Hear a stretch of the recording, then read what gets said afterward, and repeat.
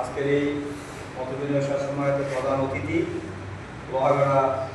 থানা সময়ের ভারপ্রাপ্ত কর্মকর্তা, সম্মানিত পুলিশ কর্মকর্তা বৃন্দ, সম্মানিত জাতীয়তাবাদী বিএনপি সমাজের আহ্বায়ক যারা আমার প্রিয় ব্যক্তিত্ব যারা সম্মানিত নেতৃবৃন্দ এবং বিভিন্ন দলের কর্মীবৃন্দ, সম্মানিত আসলে যে মহানগর আর্মি 5ই আগস্টের মাধ্যমে যাতে আমরা এই দেশকে আমরা দ্বিতীয়বার স্বাধীন হিসেবে আমরা পেয়েছি, যে দুর্নীতিগুলো ছিল সেই দুর্নীতিগুলোকে আসলে এই দেশ থেকে বা এলাকা থেকে মোটামুটিভাবে কিছুটা হয়ে গেছে, বিলুপ্ত হয়ে গেছে। কিন্তু আজও কিন্তু আমাদের এলাকায় অনেক দুর্নীতি হয়ে গেছে বা অনেক কিন্তু অপরাধ হয়ে গেছে, বিশেষ করে মাদকের ব্যবসা এবং আড্ডা দিয়ে মাদক কিভাবে সেবন করা, এই কাজগুলো কিন্তু বিভিন্ন জায়গায় আছে। সরম্বার যেমন যে এখানে কি বলে বটগাছতলা, ওই যে দোয়াপাড়ার ওই জায়গাটা, এখানে একটা দোকান আছে, দোকান কিন্তু সেই আড্ডা দিয়ে মদ সেবন করে এই ব্যাপারটি আছে অনেক আমরা প্রমাণ। প্রশাসনের কি আছে অবশ্যই দরকার আছে, কারণ এর মধ্যে যারা জড়িত আছে এরা কিন্তু অস্ত্রধারী, নিয়ে তারা কি পাহারা দিয়ে মদ ব্যবসা করে এবং মদ খায়। তো এদের কাছে আমাদের শুধু এলাকাবাসী যথাযথভাবে তারা কিন্তু অস্ত্র রয়েছে,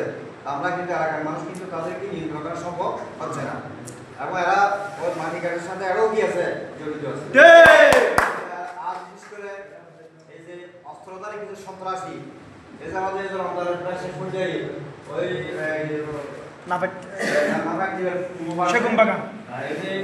ফরেস্ট অফিস নিচের ফরেস্ট অফিসের যে এই ইটবাটা বলে মানে ওখানে এসে অস্ত্র ধরে মানে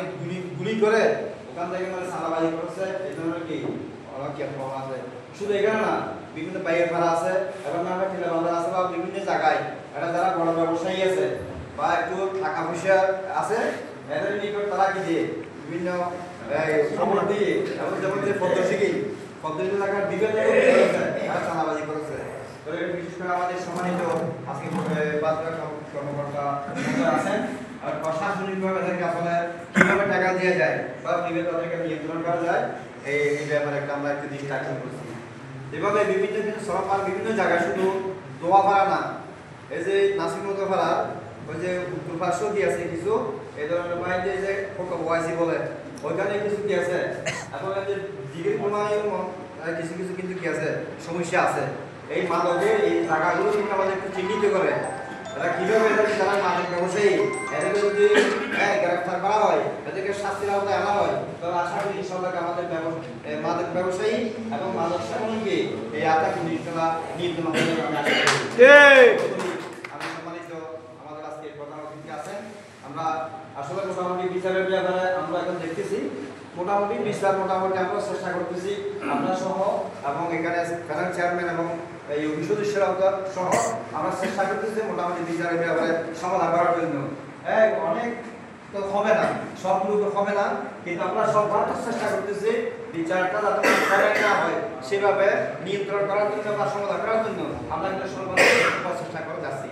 এরপরও টুকটাক কিছু কি থানায় চাকরি অবশ্যই হতে পারে। আমাদের সকলকে আমরা সকল এলাকাবাসী বা সরম্বা ইউনিয়নের 9টা ওয়ার্ডের প্রতিটি মানুষ বা আপনাদের রাজনৈতিক নেতৃবৃন্দ আছেন বা সমাজের যে